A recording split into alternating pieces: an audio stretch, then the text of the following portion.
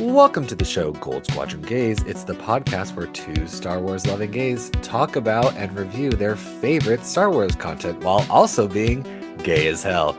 I'm your host, Bradley Brower. I'm your other host, Charles Rogers, and got a few housekeeping things before we get started, so no funny segue. We're going to blow through these. I have a list. I have an actual physical list, Bradley, because it's our season finale of Visions. Sure. We've reached the end. Yeah, that's true. I guess this is going to be a slightly extended episode only for the fact that we just have to, at the end, we'll have to talk about the season as a whole just for a little bit.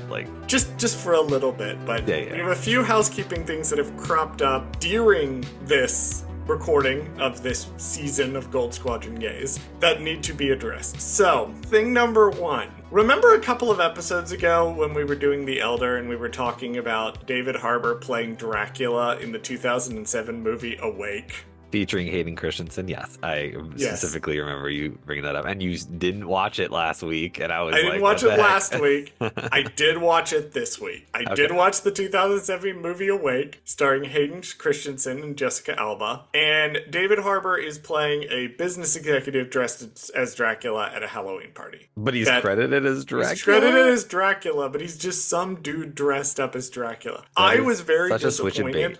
Exactly. I was expecting for Hayden Christensen, because the whole premise of the movie, right, is that Hayden Christensen's character is awake during a surgery, and it's a thriller. It's supposed to be a thriller, and mayhem ensues, and it's this whole thing. I thought he was hallucinating Dracula. Dracula was going to be there as a hallucination. No, it's just a dude dressed as Dracula at a party who introduces him to some foreign business people. That's all it is. I was very disappointed. Then I sat through the whole movie because it was not good.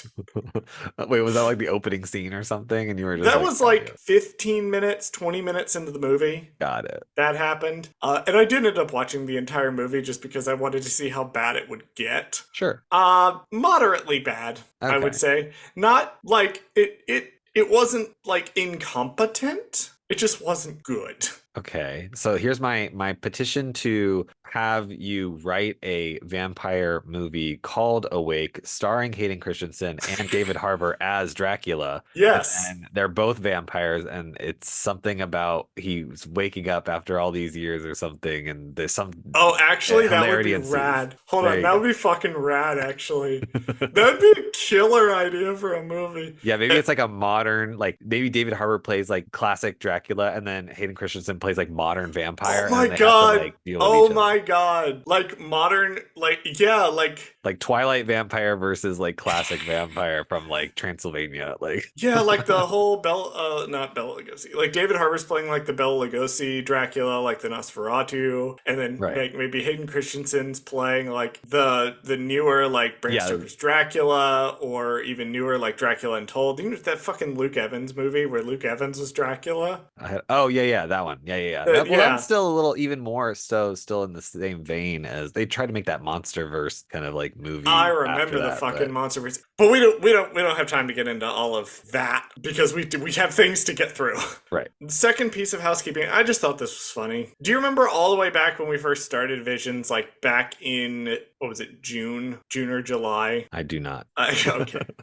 Right around the same time as we first started Vision, so before the WGA and SAG strikes. Well, I think it was during the WGA strike, but before the SAG strike, before we had to cover Ahsoka, all of that, I started rewatching my favorite anime of all time, Monster, with my boyfriend. Monster is 74 episodes long. My boyfriend works in the medical field. I do a lot of things with my life. So I wanted to formally announce, nearly a year later, we finished rewatching Monster. I was going to say, I thought you were about to say, it's been exactly 74 days since I made that first joke, and now... No, it's been way more than 74 days since I first made that joke. We did finish it, so for those of you who were following along with my Monster journey, which can't imagine anyone was paying attention to offhanded references to the show, we did refinish it. It is as good as I remember. My final note that I had one more note that I worked into the body of, because it just worked out to work into the body of the Akakiri discussion. Bradley, we need to talk about that fucking trailer that Lucasfilm dropped on us out of nowhere. Oh, you mean that weird spin-off-y show that they just decided to give us a trailer for called Tales of the Empire that is everything that I ever wanted ever in my entire life? Yeah, the fucking Inquisitor show you've been on the podcast saying you want them to make for however many years. However many years. That's so funny. Actually, you're right. Because I feel like here's what's happening. I think somebody is listening to us at Lucasfilm because we talked about Ventress coming back and she came back. We talked about an Inquisitor show or whatever. And this is like Inquisitor stories. So it's basically the same. I'm like, who is listening? Who is listening to the show? I feel like someone is listening. Because that's what that means. What that means is that the next Star Wars animated show is The Path. Yes. If they announce, Bradley, if they announce that the next full animated show is about The Path, I will seriously think about quitting the podcast. We would have completed everything. Our whole entire life's work completed. Too much power.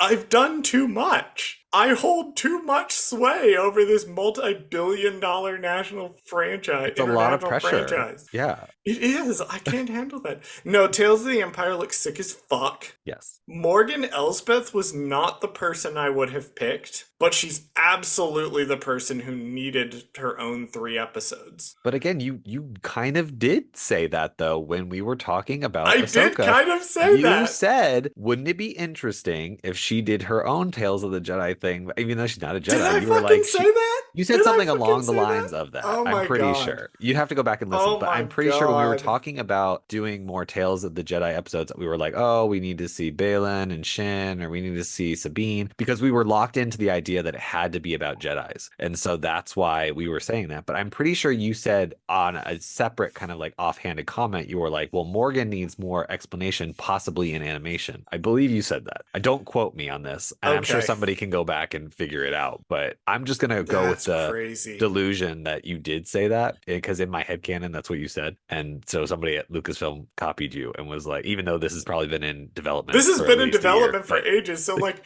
it's not that I generated the idea, it's that I summoned it. Yes. It's that they hold these things in reserve, Bradley, for us to say them on the podcast. Right. And then they turn around and release them. And we get fucking Imperial Thrawn as an admiral, like before he's Grand Admiral, which is crazy. We're getting the Grand Inquisitor is back, voiced by Jason Isaacs, which is crazy. It's nuts. It's absolutely insane. They dropped this out of nowhere on us. Nowhere. It just came out of nowhere. So we will be covering this. I'm not sure when we will be covering this. Right. I tentatively just threw it on right after Acolyte, but I was like, let me just see how we feel, because honestly, we're going to be so overwhelmed. We might need to talk about this first. Yeah. Like, we might need to end up... It depends, because our schedule is fucked. So our schedule has been fucked since the strike, basically. Yeah. And it looks like it's going to take us an entire year of podcasting to get back on schedule to where we're reviewing things as they come out. Right. You're right. We may have to swap the two and do Acolyte last. I don't know. It just depends, because we'll see how bad Acolyte makes us feel. And if we're like... Because I mean, I can't imagine taking us for a long. Bad Batch is taking us like Bad Batch is going to take July, us ages. So I'm like, in August. So I'm like, we can decide probably towards the end if we want to switch, because I'm like, it's going to be, I don't know. We're going to have so many thoughts and feelings. I just don't know how it's going to work. We're going to look into that, folks, but we are going to cover Tales of the Empire. Good Lord. Well, speaking of things we're going to cover, Bradley, what are we talking about today? Today we are talking about Star Wars Visions Season 1, Akakiri. A Jedi returns to his forbidden love to help defend her kingdom from a Sith-like Shogun. Charles, would you like some information about this short? I would love some information about this short. This episode was directed by En-Young Choi. She is mostly known as a producer for the Science SARU studio, but she's been a producer on Adventure Time one time. She did the episode of TOB1, and she also directed on the show Scott Pilgrim Takes Off. Nice. So she's a pretty badass. The writer for this episode was Yuichiro Kido. A couple of notable things that they've done are they were a unit director director for the Studio Ghibli film when Marnie was there. Also wrote some of the Fruits Basket series episodes. So we did mention that before. So I thought that was worth mentioning, that they wrote most of those episodes. If somehow you tuned into just this episode and none of our other Visions episodes, that's who those people are. And I mentioned Science SARU is the studio that did this. They previously did TOB1, and which is fucking bizarre to me. Because they're two polar opposite style. Polar opposite. It's the trigger thing again. Yeah, it's so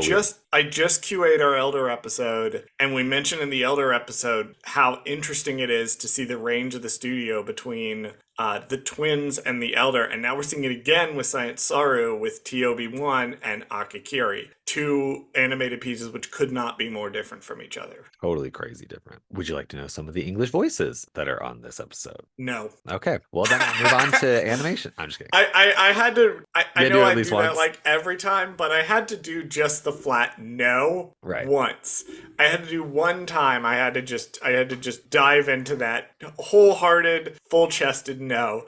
Please tell me about the English voice cast. All right. So we got a couple powerhouses and we got some known people. But first off, we'll start with our main character. Henry Golding is playing Tsubaki. He is the main Jedi character. He's known for Crazy Rich Asians, the movie A Simple Favor, and he was also in a movie called Last Christmas with Emilia Clarke, which I have seen. It was cute. He is also known. He is in an upcoming film which I have been seeing plastered everywhere in LA, which is The Ministry of Ungentlemanly Warfare. Okay. He is also known for being very nice to look at. I was going to bring that up. Very hot. I was going to say, yeah, I don't know why he's not a great voice actor because he's too pretty. So I don't know why they put him behind the mic. They need to put him in front of the camera more. Put him in a Star Wars. Put him in one so I can look at him. Well, my God. I don't think it's like official yet, but I know that they're making Crazy Rich Asian 2. So they're writing it right now. And supposedly he's coming back for that. So that should be good. Who else have we got, Bradley?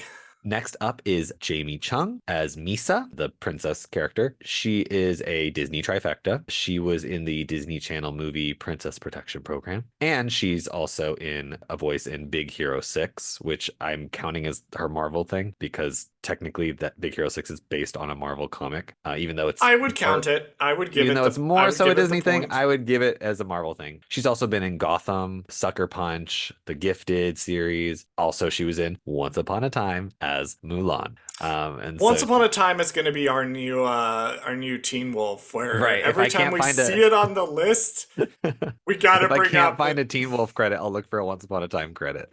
I'm going to be like, who is it? But I remember her actually as Mulan in that, so she's good. And guess what? She is a lesbian. So nice! In Once Upon a Time. I don't know in real life, but in Once Upon a Time, Mulan still nice!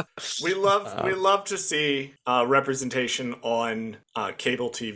If you need any more reason to watch Once Upon a Time, Charles. I'm trying to get through. Do you know how hard it is to get through Redacted Show we're going to talk about in a minute? Like, I'm watching the Star Wars stuff, the show's for you. I'm about to have to start another one, and I'm watching this Redacted Show that we're going to talk about in a minute here. It's crazy. I'm watching so much TV. I cannot watch. I gotta finish Elite, and then I can watch Once Upon a Time. I'm still trying to get through season 4 of Elite for you, but I know that when I sit down to watch Elite, I have to sit down for several hours watching it because I'm always like, one more episode. Just one more episode. That's fine. Just one more. Next thing I know, I've watched the entire back half of the season in a single sitting. Anyway, who else do we have in this short? Up next is Ki-Won Young as Kamahachi. I don't know how to say that one. Kamahachi. He's the skinnier of the two travel guide, I believe. Right. The C-3PO of the two. Correct. He is also a Disney trifecta. He was... Of course he fucking is. How many acting credits does he have, Bradley? Too many. I was trying to sift through 274. I was trying to sift through all of them to try to find his things, but I was trying to narrow it down to... For his Disney trifecta, he was most recently in the Wish movie that Disney just released. And then he was also in the Ultimate Spider-Man TV series as a voice in that. He was on Blue Eye Samurai, The Boy and the Heron by Studio Ghibli, numerous voices in Avatar and Legend of Korra, also Samurai Jack. So he's been around for a while doing that kind of stuff. But he was also in Star Wars Rebels as Commander Sato. Nice. For my World of Warcraft girlies out there, he's the voice of Chin Stormstout. That means nothing to Bradley, but to some members of our audience, it might. I'm scrolling through, and he's basically been in every fucking show. Yeah, I ever. couldn't do all of it, but I was like, he's got a pretty decent resume. And who's our other voice actor for the pair? Who's voicing the R2D2? George Takei as Senshu. Who is George Takei, Bradley? Look, I don't even really need to do George Takei. I feel like if you don't know who George Takei is at this point, like that's on you. But most people would probably know him for his role as Sulu on Star Trek. However, he is also a Disney trifecta. Not shocking. Of course he is. I tried to just make up something to put on here. So he was in Mulan 2 randomly. He was also in 2 different Spider-Man animated series, but he was also in, I brought that up last time, on a couple different people. He was in that Hit Monkey Marvel show as well. So I thought that was hilarious. He was also in Blue Eye Samurai, as in some other voice in that. And he's also appeared in Star Wars before. Yes, he has. He was in the Clone Wars episode called Defenders of Peace, where he played Lock Durd, who was some Nemoidian character. Is how the character talks. Oh, okay. It's fan-fucking-tastic. Like, that episode on the whole, Lock Durd specifically, fucking amazing. Fucking amazing. Yes, George Takei, very famously Sulu, and this was the note that I moved to the beginning, from the beginning to here, because I did start watching Star Trek this week. That's right. And I knew you were going to bring it up. Because I was going to bring it up. It just happened to work that George Takei did come up in this episode. So our friends over at the Dark Side Divas, they have ended their Marvelous podcast. Marvelous Divas. Right. Good fucking Lord. I can't talk today. And in its place, they have started a new Star Trek podcast called Holodeck Divas, which I highly recommend. And because of that, many people have told me over the years, Bradley, oh, you should watch Star Trek. You should watch Star Trek. There's so much Star Trek. There's so much Star Trek. And they tell me, like, you can dive in at any point. It's a Star Wars problem, right? They tell me you can dive in at any point. But let's be real. All the new stuff is, like, referencing the old stuff. Right. Like I can't just jump in at Voyager. It's not going to make any sense to me. I'm a guy that likes all that context. So I've never really wanted to start at the beginning, but now, because they've started this podcast, I'm watching along. So I have watched some episodes of Star Trek, including episodes with George Takei in them. Oh, okay. Well, there you go. Yeah, he's in, I looked at, he was in the original series. He's also in like all the movies. So if you ever get to any of the movies, he's like apparently in all of them. Yes, they're going to get to the movies eventually. The way they're doing it is they're doing like highlight reel from the original series. I'm watching the whole thing. Okay. So they're going to do like they're doing like highlight reels from the original series because they really want to get to TNG. I think they're going to slow down and do every episodes of Next Generation. Got it. Anyway, I'm currently watching that. We have one more voice actor that I had on my list that I wanted to make sure we talked about. I have one more. Well, I have 2 more, but we talked about, I'll throw him in here real quick. Paul Nakayuchi is doing the voice of the Master. We talked about him last week. He was in last week's episode. So he's just doing another voice here. He's doing another voice. They had him in the booth. Right. So our last character is Lorraine Toussaint as Masago, the Sith Shogun character. She is known for Selma the movie, Orange is the New Black, and She-Ra, Princess of Power. So she's done she did voices in that show. But she was mostly, you would know her probably mostly from Orange is the New Black, that she was in that for a season or 2. She plays V. If you're familiar with Orange is the New Black, she plays V. Great little and voice. the random voices are just who's who of people we've already talked about. Exactly, yeah. So we've talked about them before. They just did the extra voices. So yeah, pretty stacked cast, I thought. So I was like, oh, I like all these people. Plus also, throw in George Takei for a little gay representation. Why not? Always throw in George Takei. If you have a chance to throw George Takei into something, throw him in. Absolutely. And then He'll do it. And then also, not to like jump around and stuff, but like the 2 characters, one, the George Takei is playing, the R2D2 character and the C-3PO like character, are they supposed to be homosexual? I mean, I know I'm skipping around, but like they hugged each other at the end when they found out one wasn't dead, and they were like, I love you kind of situation. So I mean, look, there's nothing explicitly in the text to confirm that they're not. That's very true. But I also like to say, like, if the voice actor is, then they are. Consider this. Are C-3PO and R2-D2 not just every gay couple you've ever met that's married? Exactly. That's deep. I'm just saying. I'm just saying, messy homosexuals are at the center of Star Wars. We are the heart and soul of this franchise. And I'm not just saying this because I'm tall and anxious and my boyfriend is shorter and louder than I am. I thought you were going to say shorter and sassier than you are. He is sassier than I am, too. He's much sassier than I am. He's a little terror. Hi, honey, you're not listening to these episodes that are just extended apologies to you. That's too funny. Because we fucked up the first Visions episode, and now we've spent 8 weeks of our lives, 9 weeks of our lives with just me apologizing for that. You want to talk about the actual episode itself? Yeah, let's start with the animation. I didn't like it. You didn't like it? I don't know why. Maybe it was just it's not bad.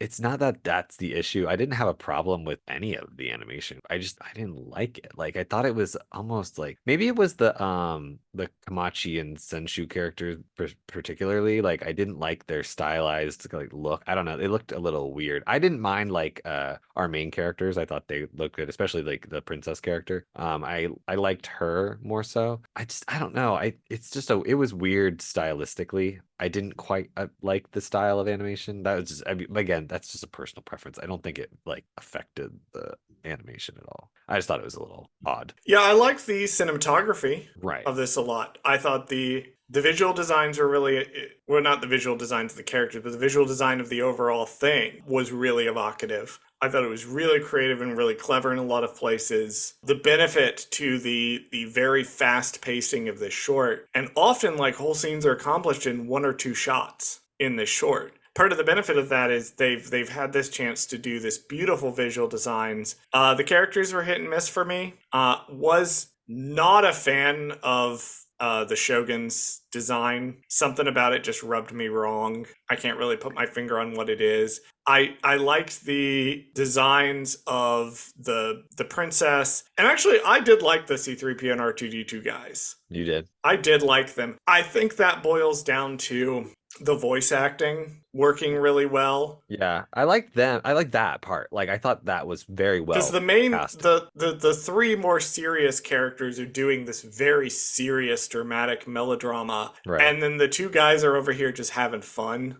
And the having fun voices fit the way that the characters are animated, and their sort of like jerky minimalist kind of style fits that a little bit better, I thought. Yeah. I don't know. It was when the characters moved that bothered me. Like some of the movement animations just seemed like they were missing frames in the middle. And I'm wondering if that was a stylistic choice or something, but I'm neutral on the animation. I think that I will say this for it. It did its job to convey the story it was attempting to tell. Sure. And looking at the animation and how it all flows on the screen by itself in isolation, I was on it. It does work for the tone that they're trying to come up with. Right. I just didn't like maybe it was more so, you're right, maybe the frame rate or something that was off. Like there was just something about it that seemed off to me. It needed to be more fluid, I guess. It was a little jerky. Now, I compare that to like, I liked the lightsabers. Like I liked how it was almost like you could see each frame of the lightsaber as it was moving, I guess. I don't know why I like that singled out versus like the rest of it, but I don't know. It was just I would be curious to know how much of this was hand drawn. I mean, I would have I didn't finish. I didn't finish the behind the scenes, so I don't know if they I did, and I'm not really sure. Oh, okay. They didn't, because a lot of the behind the scenes was talking about like the story and the design of the characters and not really much about the process of how they did it. I'm not 100% sure. I would be curious how much of this was computer aided design. I'd be curious how much of this was done traditionally. Like these are questions that I have when I'm looking at this piece of art and going like, right. Not in the sense of like, why did this end up the way it ended up? Like it's a train wreck, yada yada. Not that. No, I really do want to know why they made some of the choices they're making. Not in the sense that the choices are bad. I just think it would add more context for me if I'd have been able to find at a glance how they made this piece of art.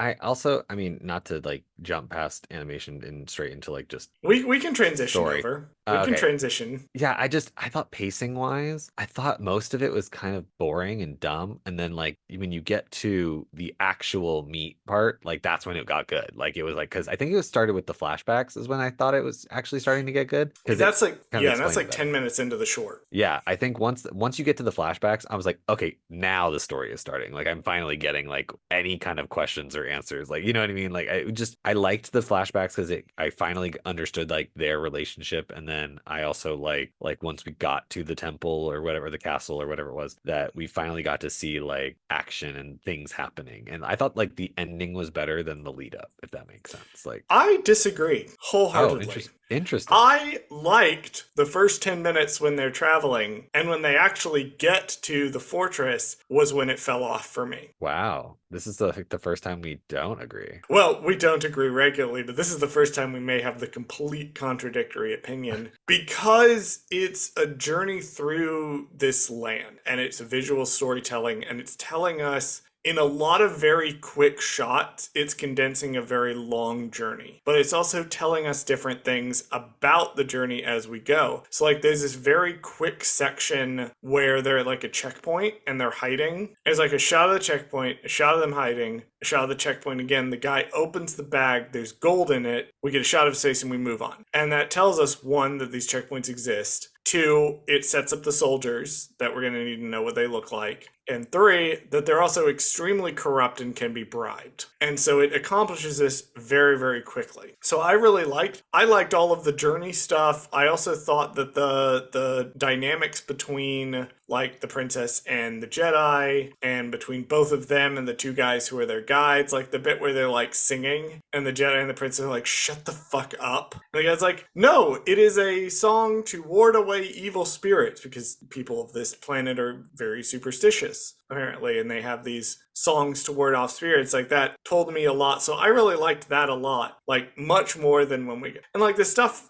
fighting up in the palace and all that was fine, but like that wasn't really what's interesting, or the fact that there's like celebrations happening. Like we think it's completely locked down, but then we get this little section where they're in like a village and they're celebrating some sort of parade or something is going on. And we get a sense that like some of the culture remains, like the culture hasn't been stamped out entirely. But also at the same time, like we see a really quick shot of one of the guards beating somebody and clearly taking their money. So like it's all this stuff that happens very, very, very quickly. And it's like a journey through, and the characters don't really change that much in this journey. But for me, the journey itself was enjoyable. And I think that's my overall take on the short, is that the journey was enjoyable no matter where the destination we ended up was. Well, then maybe you can explain the inspiration for the short, because I guess I don't quite understand what the hidden fortress is, and so I need to have you tell me what that is, because I assume you might know. The hidden fortress. So I've just pulled up its Wikipedia page here to make sure I get the facts right. Right. So The Hidden Fortress, which is the movie upon which this entire short is an homage to, is a 1958 Japanese adventure film directed by Akira Kurosawa. And it is famous for being the film that inspired Star Wars. So this is all a reference to that film. So I assume in the Hidden Fortress, there is a lone samurai of some kind, a princess of some kind, two traveler dummies at some point, some evil person who's a shogun that he has to fight at the end. There's something, I mean, I get like where. I mean, a lot of that is accurate. What you just said is accurate. I imagine most of it is, Star Wars-esque. It makes sense. Yeah, because it inspired Star Wars. Right. I mean that's large parts of like all of this is an homage to Hidden Fortress. And as part of the thing too, all of this is an homage to like the two guys, the princess, all of that is an homage to Hidden Fortress. I will say story-wise, I did like the flashbacks of when he's like a regular kind of Jedi and she's a princess, and they're not trying to be in love, but they clearly are They in clearly love. are. It's like a romantic, like, forbidden love kind of thing. I liked that. I didn't love the non-explanation of why the evil Shogun Sith lady is there. Like she's like the king's like evil stepmother, or like what was the like the whole point, or it was his sister or something, and she turned into a Uh, Sith or something like that. Is that supposed I to be think what so. the She had like infiltrated the royal court or something. Yeah, I needed more explanation on that because they kind of just like threw it at the end. They were just kind of like, "You killed your brother. Like, who is the king? Who is my father?" Like, wait, what? It's like, huh? Like, Huh? I I'm don't know. I confused. was I was confused a little bit on some of the family dynamics there because Well, they that would say be at the my beginning, like, there's a line like, "Oh, I couldn't have believed a Sith could have been in the royal court." So, like, clearly this is a member of the royal court who is related right. to the royal family or who had turned on them. It's weird because so many of these vision sorts are like, "You have given us too much exposition," and this one is like, actually, I would have liked maybe a little tiny bit more exposition on some of these points, Right, just a little bit. Like I just a feel like tiny bit. because even in the flashback, they could have had her say something like, "Oh yeah, like my aunt is, gaining power, and I don't know if I like that," or something. Like I don't know. Like they could have just hinted at it a little bit or something there. Well, I think unlike a lot of these other shorts, which is really what's really interesting about Akakiri, unlike a lot of these other shorts, Akakiri does understand that it is supposed to be one self-contained thing. That it's a short film, not an episode of TV. It understands that to a degree that I think is more than any of the other Vision shorts we've watched. Because so many of them we've watched and we're like, oh, this feels like a pilot. Or this feels like a random episode of a TV show about F. Or this feels like something in the middle of something else. No, Akakiri's the whole story. And it understands that it's the whole story. And it gives you these visual clues. Like it gives you visual like dynamics. It gives you the information you need to understand. And then it has a moral lesson at the end, which is anger bad. Anger leads to consequences. Do you have in your trivia, Bradley, what the word Akakiri means? That's my only other note. Give me your only other note so we can talk about it. Akakiri means red haze in Japanese. Yeah, as in the red haze of anger, like the red haze that we get at the end of the short. After he joins, like after he accidentally, spoilers for Akakiri, I guess, accidentally cuts down the princess. And the Sith is like, hey, I can resurrect her, but you have to serve me. And he's like, okay. And so the Sith actually does do it. Right, which was weird. I was like, why is she keeping her promise all of a sudden? Well, because it's also, the other interesting thing suddenly. about Akakiri is because it's in conversation with Revenge of the Sith. It's so much in conversation with Star Wars, but it's also real in conversation with Revenge of the Sith. Yeah, it's like if Palpatine made good on his promise. Palpatine could actually make good on his promise, which I don't think he ever could have. Right, I think he's full of shit. Yeah, he just said oh, it's possible, I guess. It's possible if we join, we could do it. Right. Yada, yada, yada. And the Sith's like, no. If you do this, I will bring her back. And he's like, okay. And so the Sith brings the princess back. So he's like, well, shit, I guess I'm a Sith now. He's like, well, shit, I guess I'm a Sith now.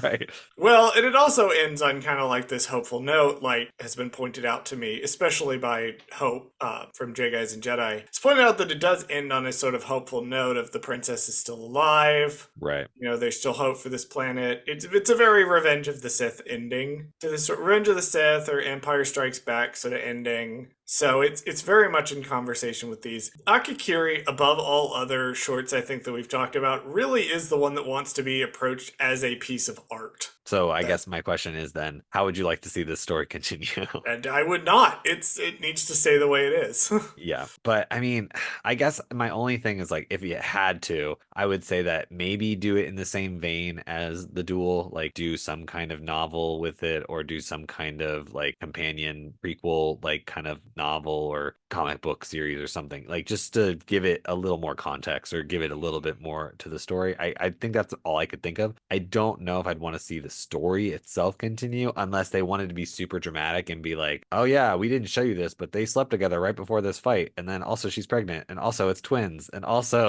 you know what I mean, something stupid. We're just doing Star Wars again. Look, if we were to expand this short, it would just be doing Star Wars again. You're right. It would literally be Star Wars, and then that's it. It would just follow the same exact beats of Star Wars, except the only difference would be Anakin somehow conceives the children after or before she dies, but Don't then she think comes about back it. to Don't life. think about it. It's going to hurt your brain. Padme doesn't die in this one, I guess. That's Gonna the only hurt your brain. difference. My real big criticism of Akakiri has nothing to do with Akakiri. I have to bring this up because it's going to transition into our final topic for the day. It has nothing to do with Akakiri itself. It's the fact that they put it last. I was going to ask you, how would you rearrange these episodes? Because this doesn't make sense as the last episode. It does not. And it ends on kind of that hopeful note that if you look for it, you can find it, but you have to look for it. Right. It does not end with you leaving feeling good at all. And so it's weird to me that they made this the last one when there's so many. You know what I would have put last? The twins. Interesting. I would have ended with a shot of the twin boy staring out at the twin sun's setting. The most Star Wars motif of all time. So much so that 3 fucking movies have ended on it. I would have put that one last. It's the craziest short. It's one of the most fun shorts. And it ends on that iconic Star Wars moment. I would have kept everything the same, except I would have plucked the twins out, moved it to the end, and dropped it at the end. I probably would have moved like the Elder and Akakiri somewhere in the middle, only because I don't think that they worked well at the end. Because I feel like if you were to sit down and watch every single one of these shorts in a row, like some people like you did. Like me, like I did when they first came out, and I did not like Akakiri when it came out because we had watched 8 other shorts, and the ending is fucking depressing on the surface. Yeah, it's I did not like it. It soured the whole thing for me. It doesn't because end I was like, this is fucking depressing. Why are we ending on this when we have plenty of? There's no reason. The shorts, Bradley, I'm gonna break your brain. The shorts are like the alphabet. There's no reason for it to be in the order it's in, other than someone decided it needed to be in that order. Yeah, I don't really understand why it's in the order it's in, other than just like it just is. Like, I don't know what it just is. There was rhyme or reason. I get why the duel is first. Agree. That one I understand. That's the one I understand. The duel really should go first. Other than that, there's no reason for these shorts to be in the order they're in. You can put them in any order they want. It's not an artistic choice. It's not like they've intentionally aired it out of order. Like, it's not like Melancholy of Haruhi Suzumiya, where there's debates over what order you need to watch it in, because maybe watching it in chronological order isn't what the director intended, and we don't have time to get into the Melancholy of Haruhi Suzumiya right now. Yeah, I just but don't. It's I don't not like that. Yeah. It's a programming block. You can put them in any order you want. They shouldn't have ended with this one, and I feel like part of why this one gets a bad rap is because they ended on it. And it's the last one you've got, so it's the last one you're thinking about. And what you're thinking is, God damn, that ending was depressing. Yeah, I probably would have just done The Ninth Jedi last, only because, A, that's probably the one I like the most, but also because I feel like it is the most complete for me for like I kind of want to see more of this. Like, I feel like that would be better last, because then I'd be at the end, I'd be like, okay, I wonder like what else they're gonna do. Like, I want to see more of these. Like, I don't know.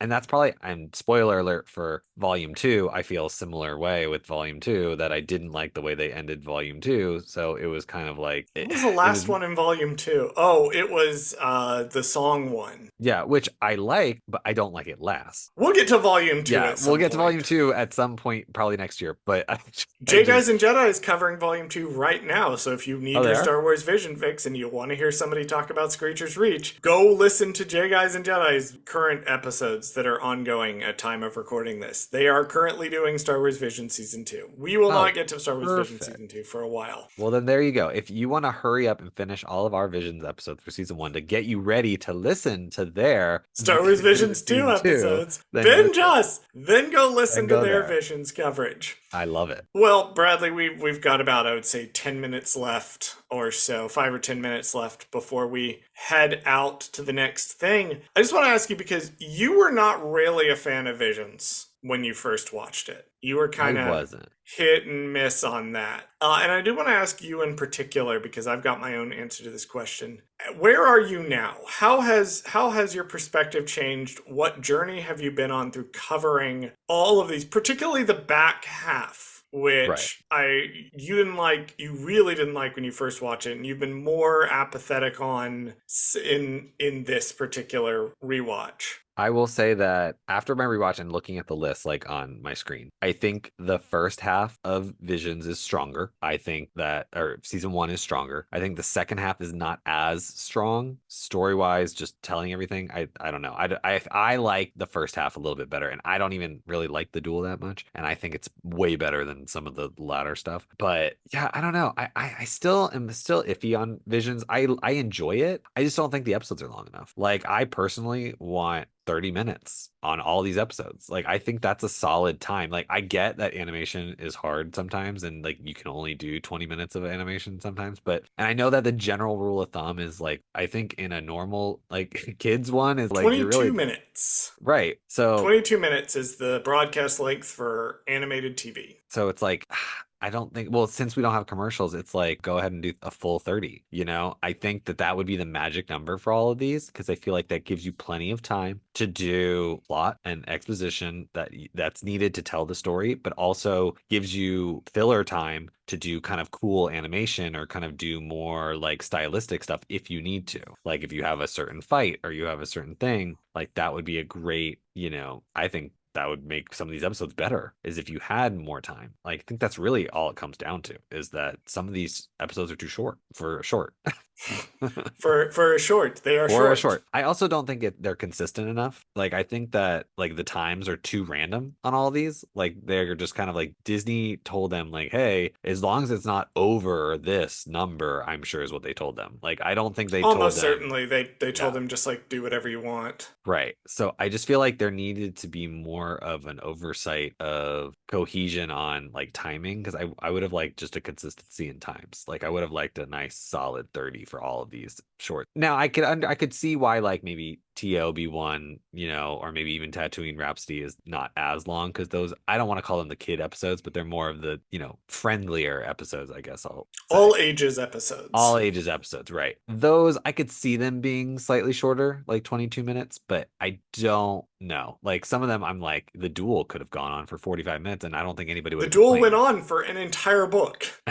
Right. That's what I'm saying. Like We they got a could have whole finished book of the that. duel. Like they should have finished the duel and just done the rest of the book as the rest of the Well, duel. the book was adapted from the short. Right. But like just continue and just make the But rest also, of the duel. yes, they totally should adapt the book into. Or I could see them doing like instead of doing like singular episodes, I could see them doing like more like what Tales of the Jedi does, which is 3 different episodes. Now, to be fair, Tales of the Jedi are like 6 or 7 minutes, 8 minutes, 10 minutes each. But I could see them doing something along those lines where it's like the duel, but then you do like the duel is slightly shorter, but it tells like a slightly shorter story, and then it does another story, and then does another story with those characters. Like I could see them doing something similar to that. So give each studio the same characters. Right. And so have we them only do have an like episodic. right. So instead of doing 9 different episodes for Visions, you only do like you still do 9 episodes, but each studio gets 3 episodes or each studio gets 2 episodes. Does that make sense? Like, and they can use that however they want. They can do a singular story or they can do a story over 2 episodes or 3 episodes or however they want to do it. That's what it's almost the inverse of what the Ninth Jedi studio, I can't remember the name of it off the top of my head, where they had like 2 ideas and they were making 2 shorts and they crammed it down into 1. Right. And they crammed everything down.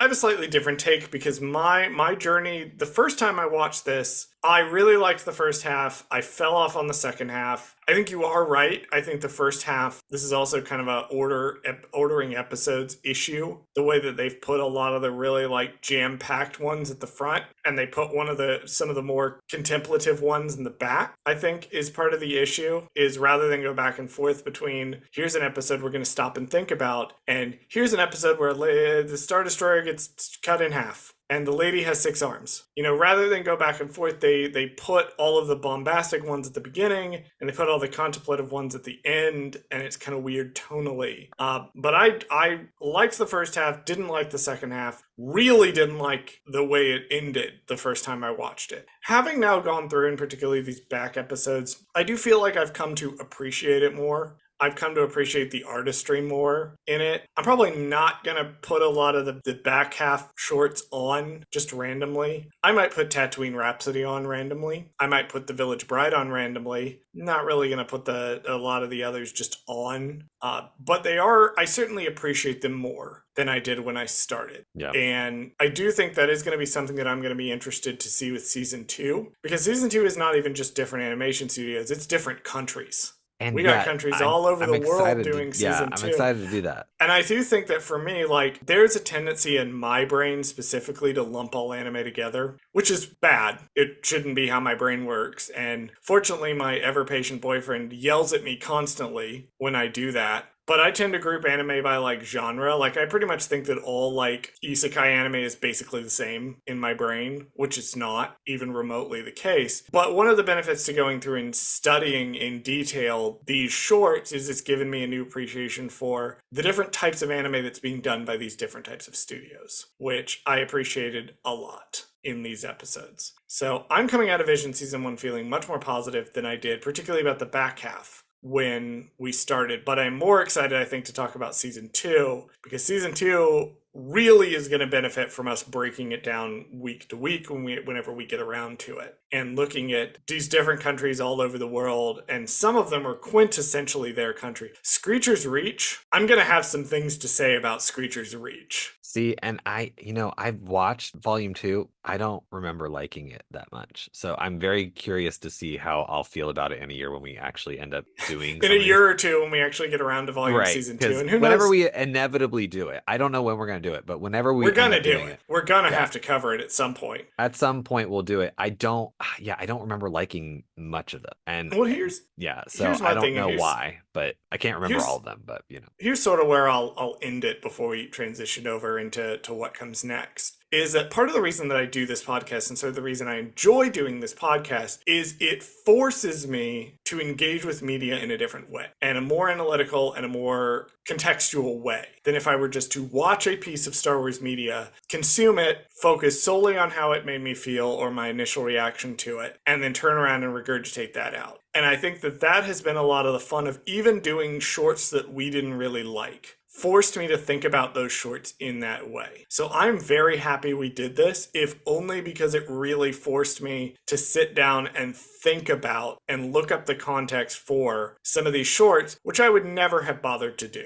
Agree. Because I just don't have time in my day. But that's the benefit of doing a podcast like this. If you're doing it right, it should be a challenge. It should be hard. It should force you to think about things in a different way and learn things that you wouldn't necessarily need to learn. And so I think that our Visions coverage, in a lot of ways for me, has been the epitome thus far, over 3 years of us doing the podcast now, of what it has been to me to do this show. And so I'm really excited to do Vision Season 2, and I'm really excited to do what comes next. Bradley, you want to talk about what we're doing next? We're doing the Bad Batch. We're doing the Bad Batch. So as we air this, Bad Batch episode 12 has just come out. I think we just finished episode either 11 or 12. I don't know. I can't remember. It's the final season. It's airing. We're covering the Bad Batch, the final season. We haven't been covering it as we're airing because we wanted to finish Visions. But we are going to be covering the Bad Batch. Now, next week, if you've never joined us for a mainline series before, we always do an episode 0. And in cases where we're not going to quite get to the show yet, as in this case, we recorded our episode 0 ahead of time. So next week, you're not going to hear us talking in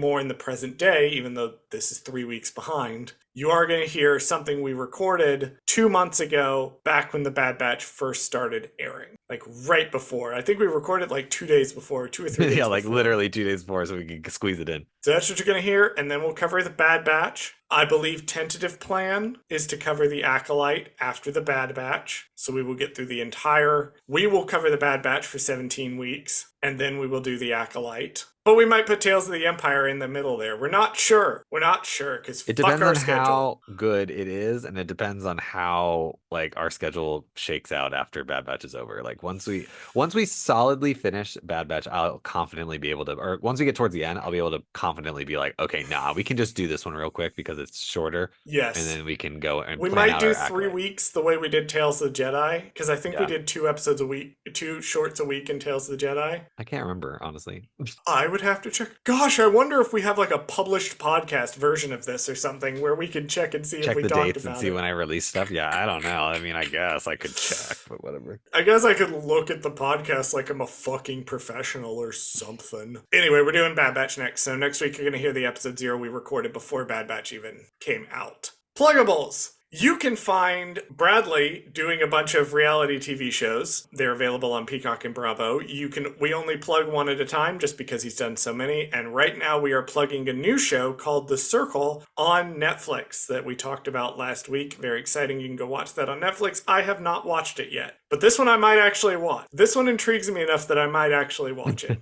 It's pretty good. You can find me over on the Star Wars TTRPG High Republic era podcast for Light and Dice, on which I'm a cast member alongside Chris from Darkside Divas and Holodeck Divas, Hope from J Guys and Jedi, Jess from RuPaul's Pod Race, Colton from Nerdsmith, and our friend Robin from a bunch of voice acting stuff. I also write a series of gay thriller novels. You can find them on Kindle Unlimited. They are called Beach House Studios, one word, one H. Next week we're doing the Bad Batch, and Bradley run the socials. Also, don't forget to leave us a review on iTunes podcasts, because, you know, sometimes we forget to ask you guys to do that. Leave us a review, and we'll read it on the air if we like it, and it's 5 stars, because we're 5-star people, and we want to listen to 5-star reviews.